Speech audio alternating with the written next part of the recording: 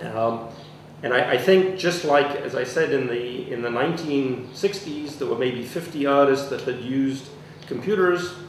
Today, there are whole schools of new media art.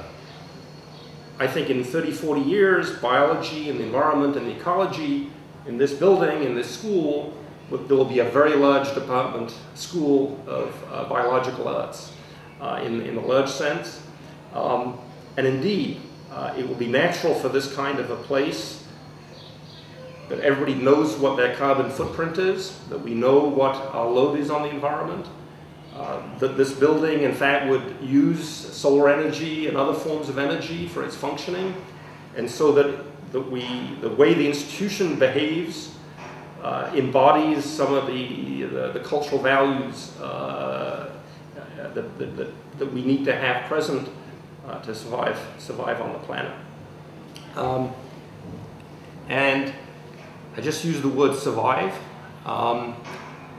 I think making connection between art and science is a survival question. I have a discussion at the moment with several artists in Egypt, and one of the arguments is, in Egypt the problem is a corrupt government, it's low development with a lot of poor people, it's a whole social system with a complicated relationship to religion. Why is art important in our society? Why is science important in Egypt? And my argument, I think, that if Egypt is going to survive for the next 50 years, they must appropriate art and science today, and in their own environment, use it as a survival tool. I think the connection between art and science is a very political decision. As you know, in our societies like Italy or in France or the US, where I lived many years, science is done in prisons.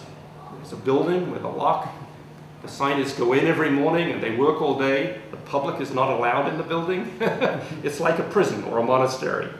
Science is run by governments in a very strange way, and I think we need to question how science is done in our societies if Italy is to survive for 50 years.